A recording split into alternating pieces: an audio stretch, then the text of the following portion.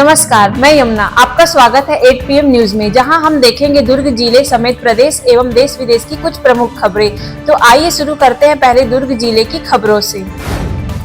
रिसाले के VIP नगर में आयोजित त्रिवेणी ज्ञान यज्ञ सप्ताह के अंतर्गत 7 दिवसीय श्रीमद् भागवत कथा का भव्य समापन हुआ। कथा के अंतिम दिन पंडित भूपत नारायण शुक्ला ने श्रद्धालुओं को श्रीमद् भागवत कथा के महत्व से परिचित कराते हुए भक्ति, ज्ञान और सदाचार के मार्ग पर चलने का संदेश दिया। समापन दिवस पर विधि विधान से हवन पूजन का आयोजन किया गया, जिसमें श्रद्धालुओं ने आहुतियां देकर क्षेत्र की सुख समृद्धि और शांति की कामना की। समापन अवसर पर आयोजकों ने कथा व यज्ञ को सफल बनाने में सहयोग करने वाले सभी श्रद्धालुओं और सहयोगियों के प्रति आभार व्यक्त किया। भिलाई के जयंती स्टेडियम के पास श्री हनुमंत कथा को लेकर धार्मिक माहौल देखने को मिला।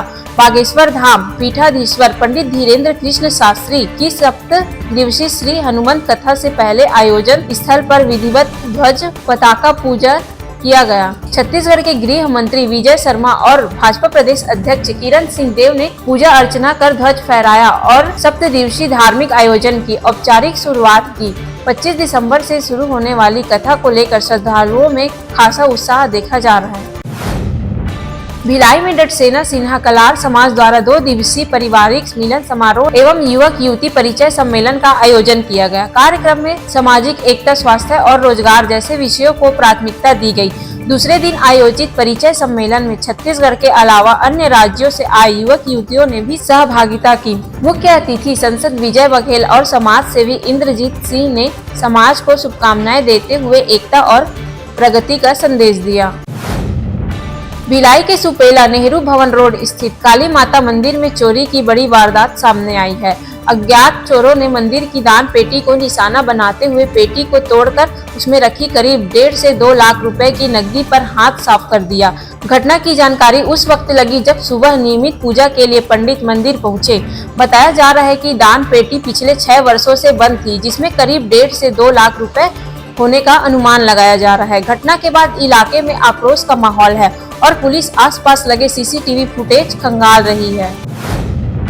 भिलाई स्थित कल्याण कॉलेज में हुए उपद्रव के मामले में फरार चल रहे NSUI के प्रदेश महासचिव आकाश कन्नौजे को पुलिस ने गिरफ्तार कर लिया। पिछले दिनों NSUI के छात्र नेताओं ने कल्याण कॉलेज पहुंचकर जमकर उत्पाद मचाया था। प्राचार्य डॉक्टर विनय शर्मा के साथ धक्का मुक्की करते हुए उन्हें जूते की माला पहनाने की भी कोशिश की गई। आकाश कन्नौजे और उसके साथियों ने शासकीय दस्तावेजों पर स्याही डालकर अति महत्वपूर्ण दस्तावेजों को नुकसान पहुंचाया और कागजात भी फाड़ दिए। इसके बाद से ही आकाश कन्नौजे फरार चल रहा था। पुलिस ने आकाश कन्नौजे को नागपुर से गिरफ्तार कर दुर्ग लाया, जहां उसे न्यायिक रिमांड पर भेज दिया गया।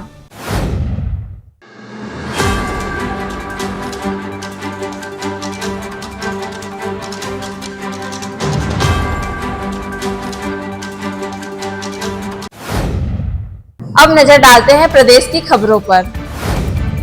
नगर निगम के 4 महत्वपूर्ण प्रोजेक्ट में से एक महादेव घाट कॉरिडोर तथा बजट से लगभग 8% कम 17 करोड़ 60 लाख में तैयार होगा। इसके लिए 18 करोड़ रुपए का अनुमानित बजट तैयार किया गया था।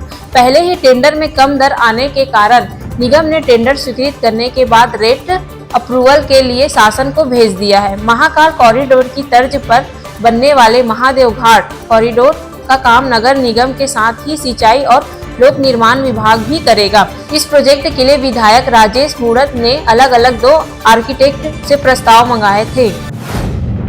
रायपुर में 23, 24 एवं 25 दिसंबर को आयोजित होने जा रहे संसद खेल महोत्सव के मेगा फाइनल एवं भव्य समापन समारोह की तैयारी को लेकर सांसद बृजमोहन अग्रवाल ने विभिन्न खेल संघों एवं सामाजिक संगठनों के प्रतिनिधियों के साथ एक महत्वपूर्ण समन्वय बैठक ली। बैठक को संबोधित करते हुए कहा कि संसद खेल महोत्सव केवल प्रतियोगिता नहीं, बल्कि युवाओं की प्रतिभा, अनुशासन और आत्मविश्वास को मंच देने का सशक्त माध्यम है।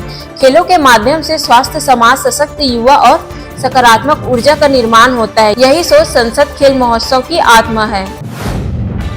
बिलासपुर जिले में धान खरीदी व्यवस्था को लेकर प्रशासन ने सख्त रुख अपनाया है। कलेक्टर संजय अग्रवाल ने धान खरीदी में सामने आई अनियमितताओं को लेकर की गई सत्यापन कार्यवाही की समीक्षा के लिए एक अहम बैठक की। कलेक्टर ने बताया कि सत्यापन के दौरान करीब 920 क्विंटल धान में गंभीर अनियमितता पाई गई है। इस मामले को गंभीर मानते हुए संबंधित लोगों के खिलाफ FIR दर्ज कराई गई। उन्होंने अधिकारियों को निर्देश दिए कि धान खरीदी प्रक्रिया पूरी तरह पारदर्शी होनी चाहिए और किसानों के हित से किसी भी प्रकार का समझौता नहीं किया जाएगा। राष्ट्रीय कर्मयोगी वृहद जन सेवा कार्यक्रम पर एक दिवसीय प्रशिक्षण कार्यक्रम राष्ट्रीय सूचना विज्ञान केंद्र छत्तीसगढ़ अटल नगर नवा रायपुर में आयोजित किया गया। यह कार्यक्रम राज्य सूचना विज्ञान अधिकारी के निर्देशन एवं मार्गदर्शन में आयोजित किया गया। प्रशिक्षण के दौरान प्रतिभागियों को राष्ट्रीय कर्मयोगी वृहद कार्यक्रम के तहत भारत के विभिन्न मॉड्यूल, डिजिटल क्षमता वर्धन तथा प्रशासनिक दक्षता से संबंधित विषयों पर विस्तृत जानकारी प्रदान की गई। यह प्रशिक्षण व्यक्तिगत प्रभावशीलता और सेवा के प्रति प्रतिबद्धता पर केंद्रित रहा। GPM जिले में हुए एक दर्दनाक सड़क हादसे के बाद इलाके में हालात तनावपूर्ण हो गया है। खुज्जी डैम के पास हुए हादसे में शिक्षक जयराम की मौके पर ही मौत हो गई, जबकि उनके 2 बच्चे गंभीर रूप से घायल हो गए। दोनों बच्चों को इलाज के लिए जिला अस्पताल में भर्ती कराया गया। वहीं आज सुबह से घटना के विरोध में कड़ी संख्या में ग्रामीणों ने जिला अस्पताल का घेराव कर दिया। ग्रामीणों का आरोप है कि कार चालक लापरवाही से वाहन चला रहा था। बावजूद इसके पुलिस ने अब तक कोई कार्रवाई नहीं की। मौके पर पुलिस बल तैनात है और हालात को संभालने की कोशिश की जा रही है।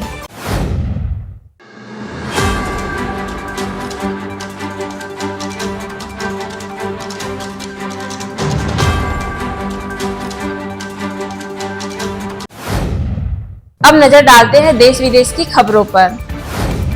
दिल्ली NCR में जहरीली हवा का संकट गंभीर होता जा रहा है। सोमवार को यह मुद्दा सर्वोच्च अदालत में भी उठा, जहां सुप्रीम कोर्ट ने कहा कि इस मामले पर 17 दिसंबर को विस्तृत सुनवाई की जाएगी।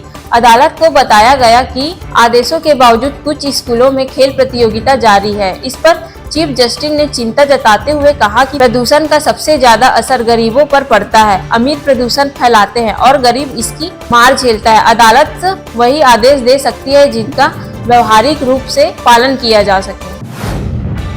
झारखंड की हेमंत सोरेन सरकार ने विधानसभा में प्रस्ताव पेश किया कि रांची का मुख्य राजभवन अब भगवान बिरसा मुंडा के नाम पर बिरसा भवन कहलाएगा। संसदीय कार्य मंत्री राधा कृष्ण किशोर ने राज्य विधानसभा में प्रस्ताव रखते हुए सदन में कहा, राज्य में स्थापित सरकारी चल और अचल संपत्तियों का नाम बदलने का अधिकार केवल राज्य सरकार के पास है।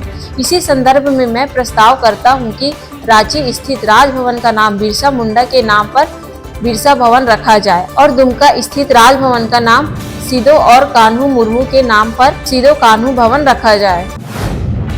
उत्तर भारत के अधिकांश इलाके घने कोहरे में ढके हुए थे। इस घने कोहरे ने हर तरह के यातायात व्यवस्था को प्रभावित किया। सीजन के इस पहले कोहरे की वजह से सोमवार को दिल्ली मुंबई एक्सप्रेस पर एक एक करके 25 गाड़ियां टकरा गई।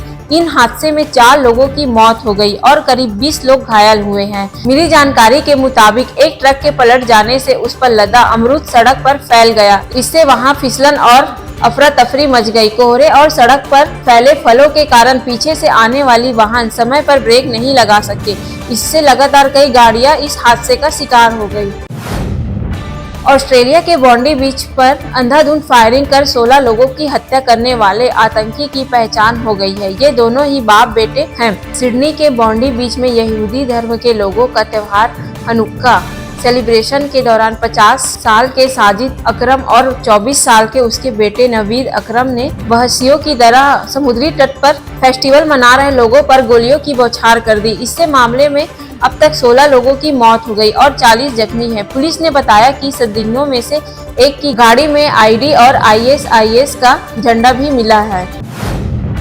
पाकिस्तान में इमरान खान की आवाज जन जन तक पहुंचाने का काम मोहम्मद सोहेल अफरीदी कर रहे हैं। अफरीदी जो खैबर पख्तूनख्वा के मुख्यमंत्री हैं। कोहाट में एक रैली का आयोजन किया गया जिसमें आम जनता से लेकर पाकिस्तान तहरीक-ए-इंसाफ के हजारों समर्थक जुटे। यहीं पर हकीकी आजादी का नारा गूंजा। अफरीदी ने PTI समर्थकों से कहा, हम देश के मौजूदा शासकों से मिलकर अपनी हकीकी आजादी हासिल करेंगे। अफरीदी ने भीड़ को याद दिलाया कि जेल में बंद पीटीआई संस्थापक इमरान खान ने जेल से आजादी या मौत का संदेश दिया था।